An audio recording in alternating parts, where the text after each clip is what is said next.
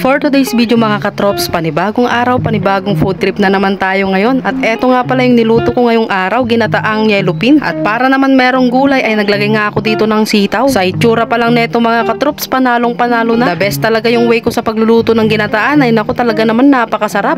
So ayun mga katrops, kapag ka magluluto nga pala ako ng ginataang isda, ay piniprito ko nga muna ito bago gataan. Huwag nyo na lang po palang pansinin yung mantika ko dyan dahil used oil na nga lang yan. Pinagprituhan na din kasi yan ng isda, kaya naman yan na lang yung ginamit ko para hindi naman sayang. Matuto tayong magtipid mga katrops dahil hanggat pwede pang gamitin ay gamitin pa. Kasi alam nyo naman sa panahon ngayon lahat na ng mga bilihin ay nagmamahalan na. Ikaw na lang siguro yung di minamahal eh.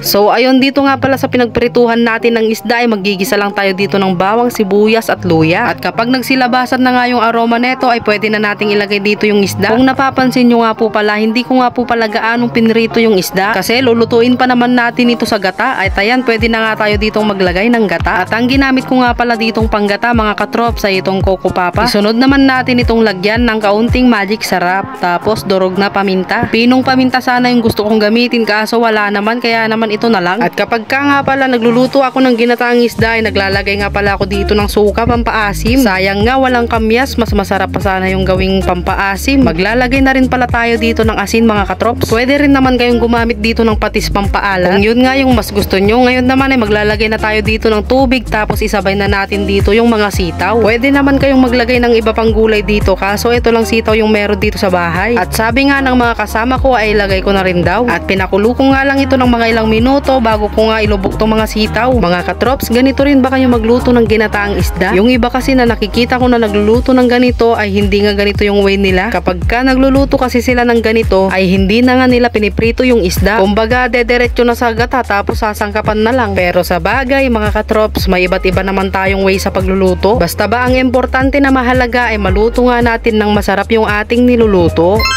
Gaya neto mga katrops, luto na nga itong ating ginataang yellow pin. At tignan nyo naman yan, yung sabaw pa lang yan, ulam na. So ayun mga katrops, tara tikman na natin itong ating nilutong ginataang isda. Pero lagyan muna natin ng chili garlic oil.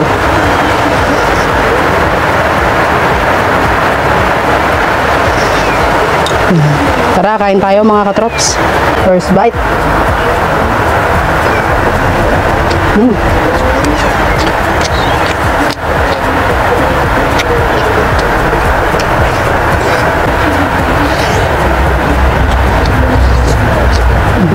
Sarap.